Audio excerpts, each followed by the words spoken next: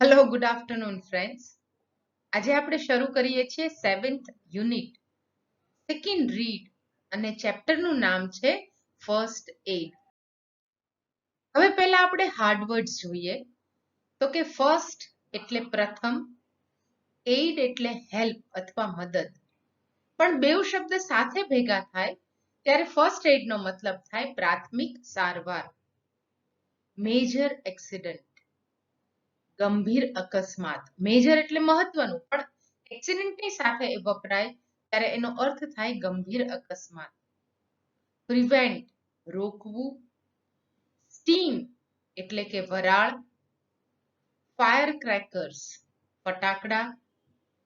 Two પોર, again ક્રિયાપદ છે, રેડવું. Two soak એટલે ભીંજવવું અથવા ડુબાવવું. જુઓ, જેના ઘરે વોશિંગ મશીન હશે એ લોકોને ખબર હશે કે બે ટબ હોય, સેમી ઓટોમેટિક હોય તો બે ટબ હોય.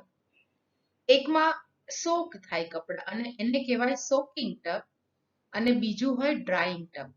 તો સોક એટલે સંપૂર્ણપણે ભીંજવવું અથવા સંપૂર્ણપણે ડુબાવવું. પછીનો શબ્દ છે એનેસ્થેટિક ક્રીમ. એનેસ્થેશિયા તમને ખબર છે, ઓપરેશન વખતે એનેસ્થેશિયા આપે, માણસને બેભાન કરે, અથવા લોકલ એનેસ્થેશિયા આપે તો થોડાક ભાગને બહેરું કરે, એટલે કે એમાં સેન્સેશન જતું રહે. તો માર્કેટમાં એવા એનેસ્થેટિક ક્રીમ્સ અવેલેબલ છે કે જે તમારા શરીર ઉપર જે ભાગમાં લગાવ્યા હોય ત્યાં થોડાક સમય માટે એટલો ભાગ જે છે એમાં કોઈ સેન્સેશન ફીલ ન થાય.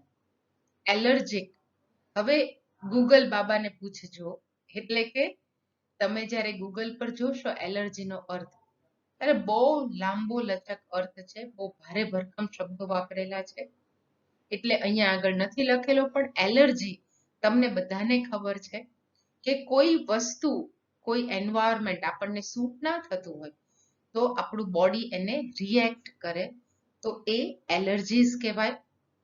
બ્લિસ્ટર્સ, બ્લિસ્ટર્સ એટલે ફોડલાઓ. હવે ફોડલાઓ એટલે કેવા ફોડલાઓ કે દાઝી ગયા હોય ને ફોડલાઓ પડે, એને બ્લિસ્ટર્સ કહેવાય. પગમાં જામરો બાજી જાય, ઘણા લોકોને પગમાં જામરો બાજે તો એને બ્લિસ્ટર્સ કહેવાય. ઘણી બધી વખત આપણને ડંખ પડે, એને પણ બ્લિસ્ટર કહેવાય. જો બ્લિસ્ટર અને બમ્પ, BUMP બમ્પ, બે શબ્દ અલગ અલગ છે. BUMP બમ્પ એટલે ઢીમચું, આપણને જે ગુમડું થઈ જાય એને બમ્પ કહેવાય. હવે તમને એક બહુ સરસ એનું અનુસંધાન જોડી દો. આપણે રોડ ઉપર શું આવે? બમ્પ આવે. આપણે એને કહીએ બમ્પર આવ્યું, આપણે બમ્પર કહીએ, પણ એકચ્યુઅલી એ શબ્દ શું છે? બમ્પ આવ્યું. તો વિચાર કરો, સપાટ રોડ ઉપર એક ઢીમચું છે, ફૂલેલો ભાગ છે, તો એને આપણે શું કહીએ છીએ? બમ્પ કહીએ છીએ. તમને બીજું યાદ કરાવું તો પેલા તમે શરૂઆતમાં બહુ બધા શિનચેન જોયું હશે. શિનચેનને વારે ઘડીએ માથામાં શું થઈ જાય? મમ્મી કે પપ્પા મારે તો ઢીંચું થઈ જાય, તો એને પણ શું કહેવાય? બમ્પ કહેવાય. એટલે બ્લિસ્ટર જે છે એ અલગ છે, બમ્પ જે છે એ અલગ છે. પછીનો શબ્દ છે સિવિયર. સિવિયર એટલે આપણે આ પહેલા પાઠમાં જોયું હતું ફિમેલ ફોર ફોરેસ્ટ્રીની અંદર કે સિવિયર એટલે તીવ્ર, પણ અહીંયા સિવિયરનો અર્થ છે ગંભીર. એટલે મેજર અને સિવિયર એકબીજાના સમાનાર્થી છે. પછીનો શબ્દ છે બ્રુશિસ. બ્રુશિસ એટલે ઉજરડા, આપણને કઈ વાગે અને છોલાઈ જાય જે આપણે કહીએ છીએ, તો એને બ્રુશિસ કહેવાય. પછીનો શબ્દ છે લક વોર્મ વોટર. ઘણા લોકો એને લ્યુક વોર્મ બી કહે છે, પણ સાચો પ્રોનાઉન્સિએશન શું છે? લક વોર્મ વોટર, એટલે કે હુંફાળું પાણી. વાઉન્ડ એટલે ઇન્જરી, કે જેનું ગુજરાતી તમે લખી શકો ઘા. પછીનો શબ્દ છે સ્વેબ ઓફ કોટન, રૂનો ટુકડો. હવે મેં બે પિક્ચર આપેલા છે, જે સેકન્ડ પિક્ચર જે છે એમાં જુઓ રૂના એક ટુકડાથી આંગળી દબાવીને રાખેલું છે, તો એને એ જે રૂ જે છે એને સ્વેબ કહેવાય. પહેલું પિક્ચર છે એમાં બે પિક્ચર કમ્બાઈન છે. એક કોટન છે ચોરસ કાપેલું, અને સળી ઉપર આપણે જેમ કાન ખોતરીએ એની જેમ રૂ રાખેલું છે. આ તમને એટલા માટે આપ્યું કારણ કે હમણાં કોરોના વાયરસના જે બધા ટેસ્ટિંગ માટે સેમ્પલ કલેક્ટ થાય છે એ આવી રીતે સ્ટીક ઉપર સ્વેબ ઓફ કોટન લઈને થાય છે. પછીનો એક શબ્દ છે pad of gauze covered cotton. Cotton એટલે રૂ, એના ઉપર ગોઝ રાખેલું હોય. કદાચ પિક્ચરમાં તમને ક્લિયર થાય છે કે નહીં ખબર નહીં, પણ એના ઉપરનું પિક્ચર જુઓ. ગોઝ એટલે શું? પાછળ જુઓ તમને ચોકડી ચોકડી વાળું કાપડ દેખાય છે. તો એ કાપડને રૂનો જે પોલ હોય એની આજુબાજુ મૂકવામાં આવે અને પછી આવા ચોરસ ચોરસ ટુકડાઓ બનાવવામાં આવે. તો એ સર્જરીની અંદર સાથે સાથે ડ્રેસિંગ કરવામાં બધામાં વપરાતા હોય. તો એને કહેવાય છે ગોઝ કવર્ડ કોટન. પછીનો એક શબ્દ છે ટોર્નિકેટ. ઘણા ટોર્નિક્યુ કહે છે, ઘણા ટોર્નિકેટ કહે છે. ટોર્નિકેટ એટલે જ્યારે આપણને વાગ્યું હોય ને ખૂબ લોહી નીકળતું હોય ત્યારે રક્તસ્રાવ બંધ કરવા માટે જે પાટો બાંધવામાં આવે, સ્પેશિયલ મેડિસિન પ્રમાણે એની એડવાઇઝરી પ્રમાણે જે પાટો બાંધવામાં આવે એને ટોર્નિકેટ કહેવાય. પછીનો શબ્દ છે સ્લાઇડ. ટુ સ્લાઇડ એટલે સરકાવવું. પછી છે ટીટનસ. ટીટનસ એટલે ધનુર. આપણને ખબર છે, આપણે ધનુરના ઇન્જેક્શન્સ લેતા હોઈએ છીએ. તો ટીટનસ એટલે ધનુર. પછીનો શબ્દ છે લિમ્બ. લિમ્બ એટલે કોઈ પણ આપણું અંગ કે અવયવ. આઈસ પેક એટલે આપણે જે બરફનો શેક કરીએ, બરોબર, બરફનો પણ શેક થાય. હવે બધા ડોક્ટર રેકમેન્ડ કરે છે કે વાગ્યું હોય ત્યારે બરફનો શેક કરવાનો. તો બરફનો શેક એટલે કે આઈસ પેક. સ્વેલિંગ એટલે સોજો. પછીનો શબ્દ છે સ્પ્લિન્ટ. સ્પ્લિન્ટ એટલે એક જાતનો એવો પાટો બાંધવામાં આવે કે જેનાથી આપણા જે સાંધાઓ હોય એ મૂવ ના કરી શકે. તો અહીંયા મેં તમને પિક્ચર આપેલું છે. પછી છે સ્લિંગ એટલે જોડી. જ્યારે ફ્રેક્ચર થયું હોય અને આપણો હાથ જોડીમાં રાખે તો એને કહેવાય છે સ્લિંગ. પછી છે સ્પ્રેઇન. સ્પ્રેઇન એટલે મચકોડ. આપણો પગ મચકોડાઈ જાય, કાંડું જનરલી સાંધાઓ જે છે એમાં મચકોડ આવે એને સ્પ્રેઇન કહેવાય. બાઇટ એટલે સાપ કરડે તો દંશ, કૂતરું કરડે તો એને કરડવું આપણે જે કહીએ તે. એક શબ્દ છે રેબિસ એટલે કે હડકવા. હડકવા જેને થાય એને રેબિસ કહેવાય. એનો પછીનો શબ્દ છે વેનોમસ એટલે કે ઝેરી. પોઈઝનસ નો સમાનાર્થી છે. જુઓ, વારે ઘડી આપણે પિક્ચરનું એક્ઝામ્પલ લઈએ. એક પિક્ચર આવ્યું હતું વેનોમ, બરોબર, તો એનો અર્થ થાય ઝેર. તો વેનમસ એટલે ઝેરી. અને નોઝ બ્લીડ એટલે નાકોરી ફૂટવી અથવા નસકોરી ફૂટવી. હવે આ બધા હાર્ડ વર્ડ્સ આપણે પૂરા કર્યા. હવે આપણે ચેપ્ટર જે છે એની શરૂઆત કરીએ છીએ. આપણે શરૂઆતની અંદર એને એક આખું ઇન્ટ્રોડક્શન આપી દીધું છે કે ફર્સ્ટ એડ કોને કહેવાય. તો કે first aid is the immediate medical help given to an injured person before he or she is taken to the hospital. પહેલી લાઈનમાં એક ડેફિનેશન જેવું આપી દીધું કે પ્રાથમિક સારવાર કોને કહેવાય કે જ્યારે કોઈ ઘાયલ વ્યક્તિ છે એ હી કે શી એને હોસ્પિટલ લઈ જતા પહેલા જે મેડિકલ ટ્રીટમેન્ટ જે તાત્કાલિક આપવામાં આવે એને ફર્સ્ટ એડ કહેવાય.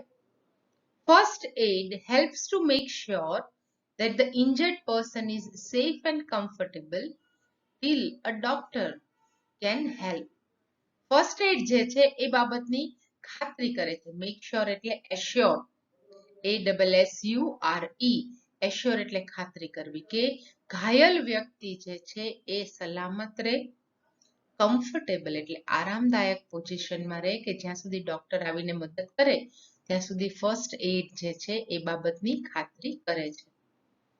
In case of major accident, જ્યારે કોઈ ગંભીર અકસ્માત થયા હોય એ પરિસ્થિતિમાં the first aid given during the first hour has saved many lives. તો કે ગંભીર અકસ્માતના સંજોગોમાં જ્યારે શરૂઆતના સમયગાળાની અંદર ફર્સ્ટ એડ આપવામાં આવ્યું હોય તો ઘણા બધા લોકોનું જીવન જે છે એ બચી ગયું છે. Different injuries have to be treated differently.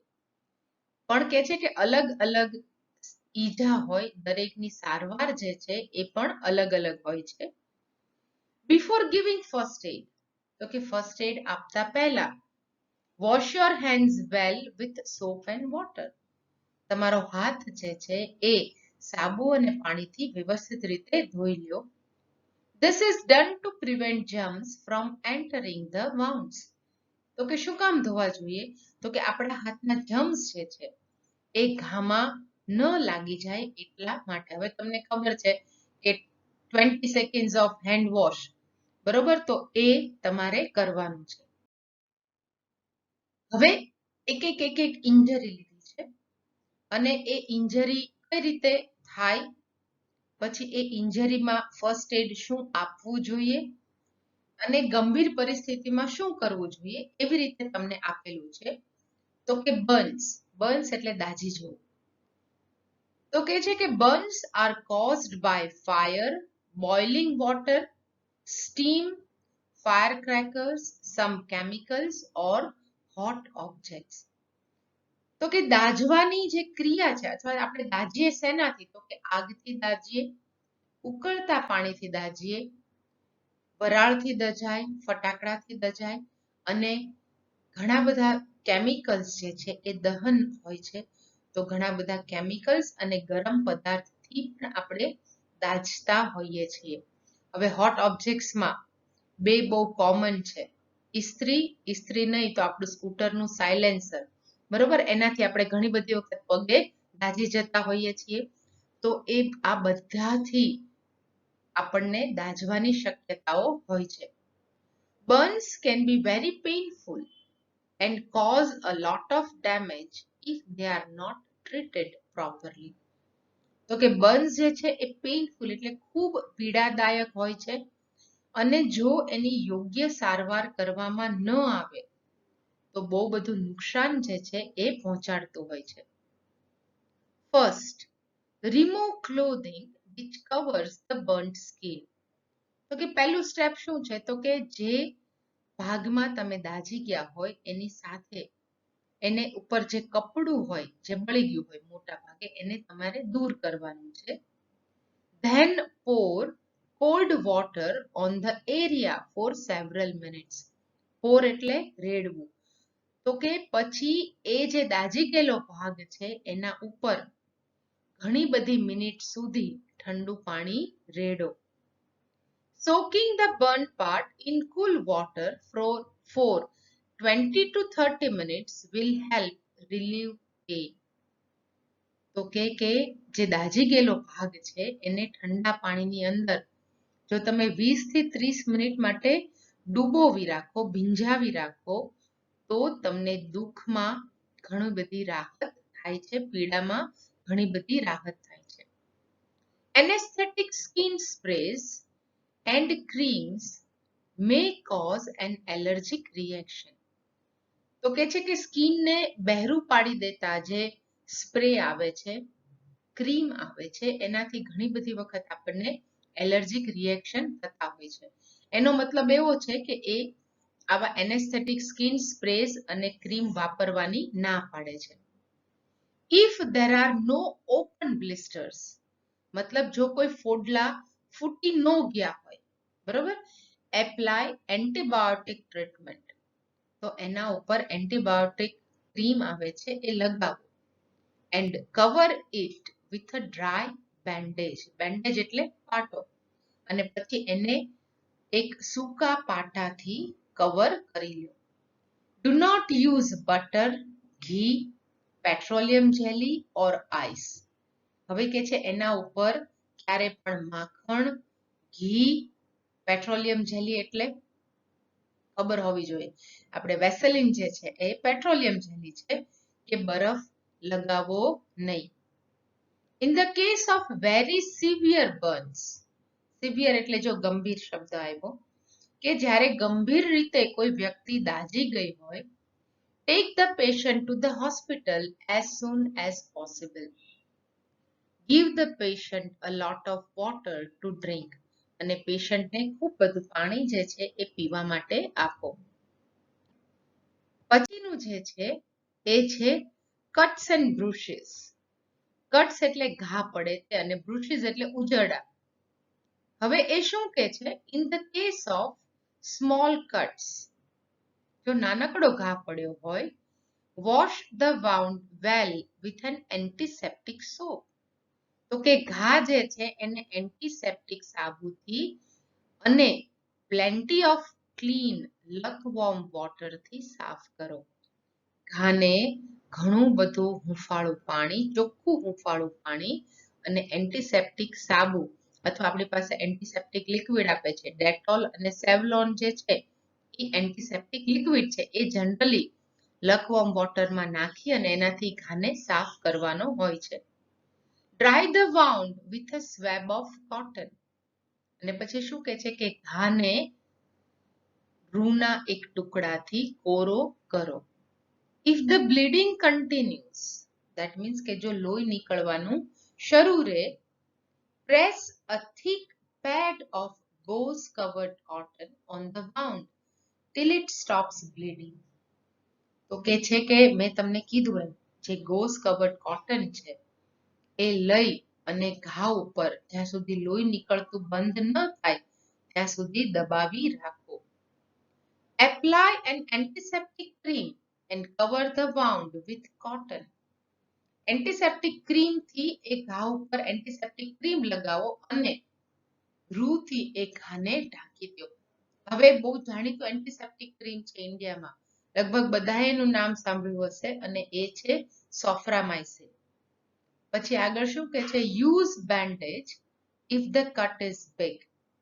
જો ઘા જે છે મોટો હોય તો રૂ મૂક્યું છે એના ઉપર પાટો બાંધી દો. ચેન્જ ઇટ ડેલી, એને દરરોજ બદલાવો. Do not keep the wound open. ઘાને ક્યારે પણ ખુલ્લો છોડો નહીં. If the cut is deep, clean it with soap and water. જો ઘા જે છે ઊંડો હોય તો એને સાબુ અને પાણીથી સાફ કરો. Press a pad of gauze covered cotton or cloth to the wound. અને ગોઝ કવર્ડ કોટન કે કપડાથી ઘાને દબાવો. If the wound is on the hand or leg and continues to bleed, take a wide piece of cloth or a handkerchief. તો કે છે ઘા જે છે એ હાથ ઉપર હોય કે પગ ઉપર હોય અને જો સતત એમાંથી લોહી નીકળતું હોય તો વાઇડ એટલે મોટો એક કપડાનો ટુકડો અથવા હેન્ડકરચીફ એટલે કે હાથ રૂમાલ લ્યો. Tie the cloth tightly a little above the wound. અને જ્યાં ઘા પડ્યો છે એનાથી થોડુંક ઉપર કપડાને ટાઇટલી ખૂબ મજબૂતથી બાંધો. This is called a tourniquet. આને tourniquet કહેવામાં આવે છે. Make sure it is not too tight as this can cause injury. પણ કે છે કે એટલું બધું ટાઈટ નથી બાંધવાનું તો એનાથી આપણને ઇન્જરી થવાની શક્યતા હોય છે. શું થાય કે બ્લડ સર્ક્યુલેશન અટકી જાય તો એ જે અંગ જે છે એને બ્લડ સર્ક્યુલેશન ના મળે તો એક અંગ ખોટું પડી જાય. You should be able to slide a finger under it. તો કેટલો ટાઈટ બાંધવાનો છે કે તમારી એક આંગળી જે છે એની અંદર તમે પસાર કરી શકો એટલો ટાઈટ બાંધવાનો છે. Take the patient to a doctor immediately. તો કે પેશન્ટ જે છે એને જો બ્લીડિંગ સતત થતું હોય, ટોર્નિકેટ બાંધી અને ડોક્ટર પાસે તાત્કાલિક લઈ જાઓ. The doctor might decide to give an injection to prevent a disease called tetanus. કે છે કે ડોક્ટર જે છે એવું કદાચ નક્કી કરે કે ટીટનસ એટલે ધનુર નામનું જે ડિઝીઝ થાય છે રોગ, એને રોકવા માટે ઇન્જેક્શન આપવાનું ડોક્ટર નક્કી કરે. હવે જુઓ અહીંયા આગળ બે પિક્ચર છે. આ બાજુ જો કપડાથી ટોર્નિકેટ બનાવ્યું છે અને જ્યાં ઘા છે એનાથી થોડું ઉપર એ બાંધ્યું છે. જુઓ એક બાજુ રાઈટ કરેલું છે એટલે that is the correct method of applying or tying tourniquet. એક બાજુ રોંગ છે, એ રીતે કરવાનું નથી. અને આ બાજુ જે બીજું પિક્ચર છે બ્લુ સ્ટ્રેપ વાળું, એ તૈયાર ટોર્નિકેટ્સ જે બજારમાં મળે છે એનું છે. તો આપણે જરા જોયું કે એ કઈ રીતે થાય છે. હવે એના પછીની સ્લાઇડ આપણે જોઈએ કે એમાં શું કહે છે કે ફ્રેક્ચર્સ એટલે આપણને ફ્રેક્ચર જે થાય, બોન આપણા ભાંગી જાય એને ફ્રેક્ચર્સ કહેવાય. Some accidents can result in a broken bone.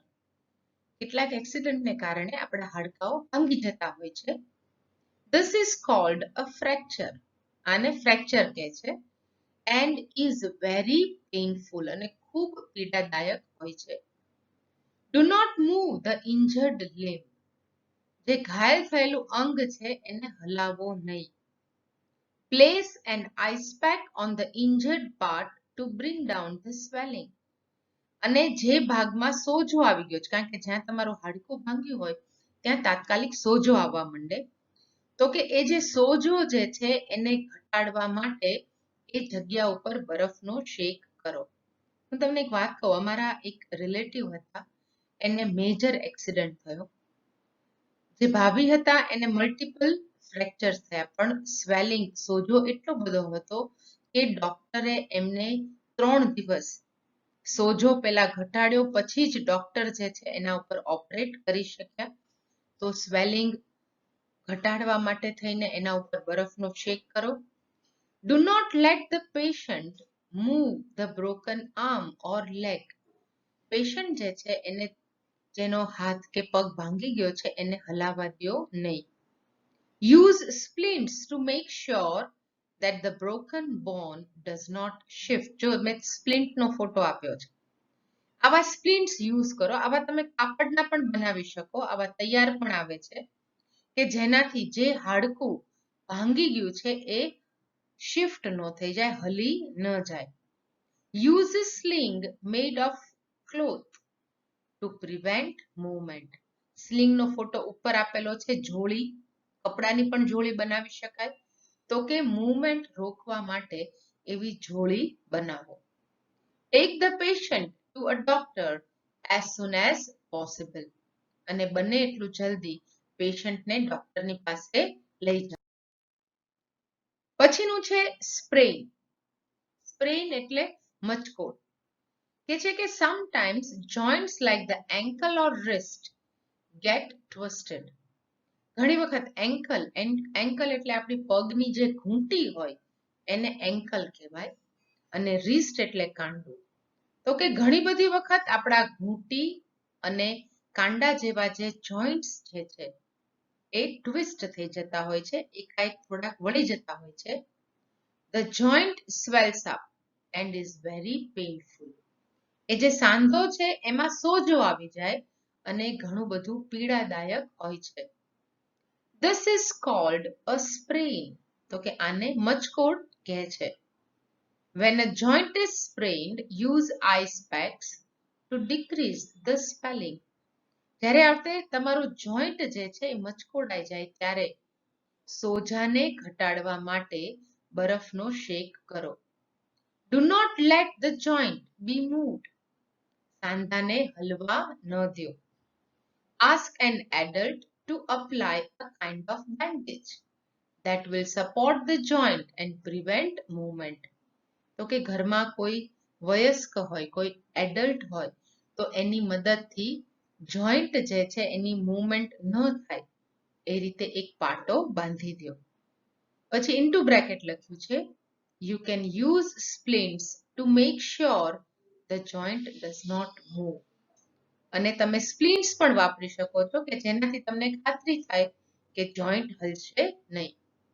Tie the splints above and below the joint. તો સ્પ્લિન્ટ્સ જે છે એ હાથ અને પગની ઉપર, જોઈન્ટની ઉપર બાંધીએ એટલે જોઈન્ટ મૂવ ન થાય.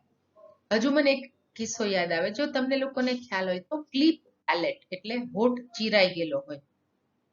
તો એક જણાનું નાના બાળકનું ઓપરેશન હતું. ઓપરેશન કરીને બાળક હતું ખાલી 4-5 મહિનાનું. ઓપરેશન કરીને બહાર લાવ્યા તો અમને બધાને એવું થયું કે ઓપરેશન તો હોઠ ઉપર છે, ત્યાં તો ખાલી એક પટ્ટી જ છે, પણ બેઉ હાથની અંદર પ્લાસ્ટર. એટલે અમને આશ્ચર્ય થયું. પણ જે સાદી ભાષામાં કે ને જુગાડ એટલે કે ટેમ્પરરી એરેન્જમેન્ટ કરી હતી. હવે તમે વિચાર કરો, આપણી જે કોણી હોય એમાં પ્લાસ્ટર મારેલું હોય બેવ હાથે. તમે હાથને વાળીને મોઢા સુધી ન લઈ જઈ શકો. તો નાનકડું બાળક છે 5-6 મહિનાનું, તો એના હાથ એના હોઠ સુધી ન પહોંચે તો એના માટેનો રસ્તો કયો કર્યો કે બેવ કોણીઓ જે છે હાથ બાવડાથી કોણી સુધી પ્લાસ્ટરમાં નાખી દીધા એટલે હાથ એનો મૂવ થાય નહીં. પછી છે બાઇટ્સ. બાઇટ્સ એટલે મેં તમને કીધું એમ, સાપ દંશ દે તો પણ બાઇટ કહેવાય, કૂતરું કરડે તો પણ બાઇટ કહેવાય. કે છે કે the bites of animals can sometimes be dangerous. ઘણી વખત કોઈ પશુ આપણને કરડી ગયા હોય તો એ ડેન્જરસ સાબિત થાય છે. There are many kinds of germs that live in the mouths of animals like dogs and cats. તો કે એવા કૂતરા અને બિલાડા જેવા પશુઓના મોઢાની અંદર ઘણા બધા પ્રકારના જર્મ્સ રહેતા હોય છે. The bite of these animals can lead to the spread of diseases like rabies. અને જ્યારે આવા કૂતરાઓ કરડે તો રેબિસ એટલે હડકવાના ફેલાવાની શક્યતા રહેલી હોય છે. એટલે રેબિસ એટલે હડકવા.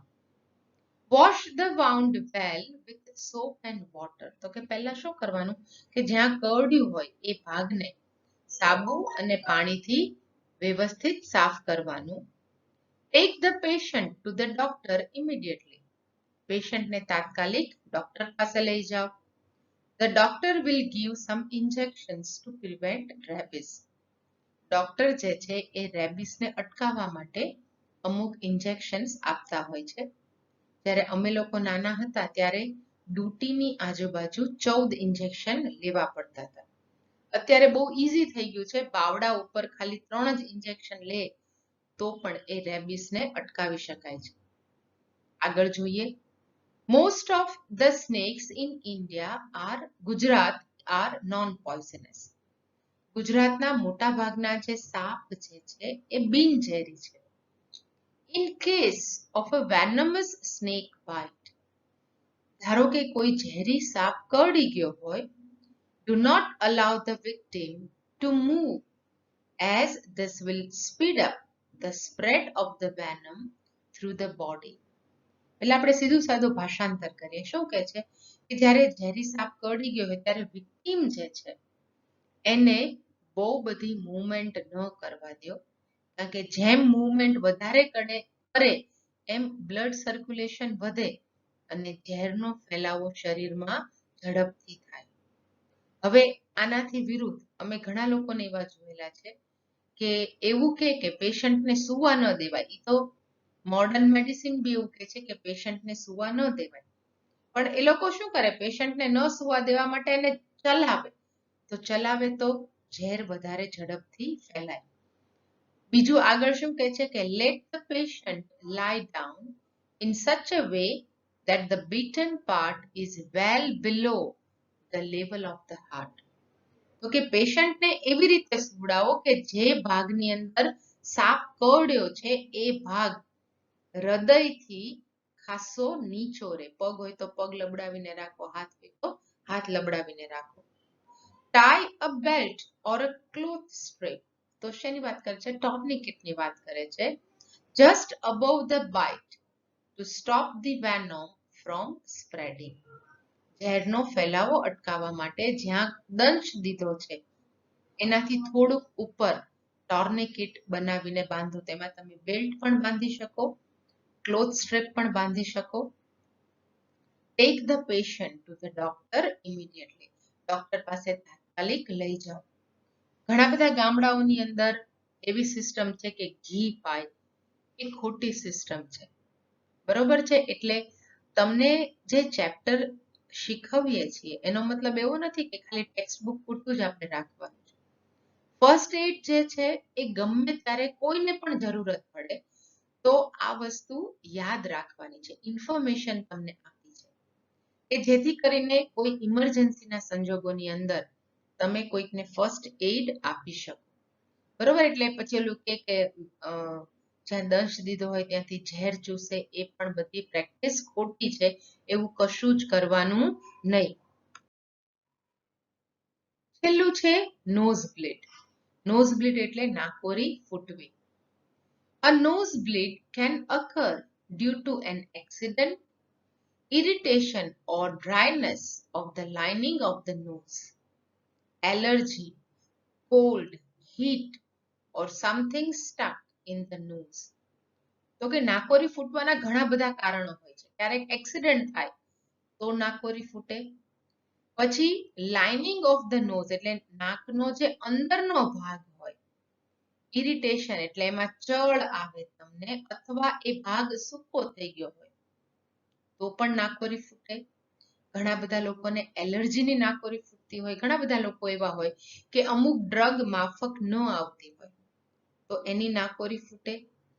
એક્સ્ટ્રીમ ઠંડી હોય તો પણ નાકોરી ફૂટે. એક્સ્ટ્રીમ ઠંડી ગરમી હોય તો પણ નાકોરી ફૂટે. અને ક્યારેક નાકમાં કંઈક ફસાઈ ગયું હોય રમતા રમતા તો પણ નાકોરી ફૂટતી હોય છે. પછી કહે છે કે એમાં શું કરવાનું, તો કે ask the patient to lean forward slightly and breathe through the mouth.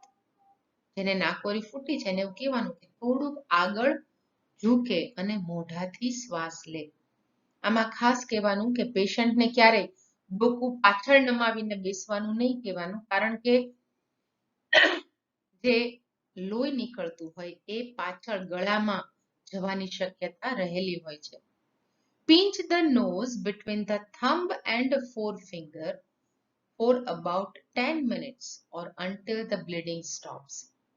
કે છે કે આગળ ઝૂકી અને પહેલી આંગળી અને અંગૂઠાની વચ્ચે નાકને 10 મિનિટ અથવા લોહી બંધ થાય ત્યાં સુધી દબાવી રાખો. જો આગળ નાકનું હાડકાની આગળ થોડો સોફ્ટ ભાગ હોય એને દબાવવાનું છે. Put an ice cube or ice candy in the mouth. મોઢામાં બરફનો ટુકડો કે બરફની કેન્ડી મૂકો. The cold will slow blood flow to the nose. અને ઠંડીને કારણે નાકમાં જે લોહીનો પ્રવાહ આવે છે એ થોડો ધીરો પડી જશે. હવે અહીંયા આપણે ચેપ્ટર પૂરું કર્યું છે. મેં તમને 15 પ્રશ્નોના જવાબ આપેલા છે. પ્રશ્નો આપેલા છે, જવાબ તમારે આપવાના છે. કે પહેલું તો એવું કહે છે કે what is first aid and how is it important to save once life. પછી બર્ન્સ ઇન્જરી કઈ રીતે થાય અને બર્ન્સ ઇન્જરીની ટ્રીટમેન્ટ કીધું છે, અને સિવિયર બર્ન્સ ઇન્જરીમાં શું કરવાનું. ધેટ મીન્સ કે બર્ન્સનો જે પેરેગ્રાફ છે એમાંથી તમારે જોઈને લખવાનું છે. તો આ રીતે છે નોઝ બ્લીડ સુધીના તમને ક્વેશ્ચન્સ આપેલા છે. આના પછી હું તમને હોમવર્ક ગ્રુપની અંદર આની તમને 2 શોર્ટ નોટ્સ, અમુક શોર્ટ નોટ્સ બનાવવાની પણ કહીશ. તો એ શોર્ટ નોટ્સની અંદર આ જે પ્રશ્નો જે છે એ તમારે બધા ભેગા કરીને લખવાના છે, કંઈ અલગથી બનાવવાનું નથી.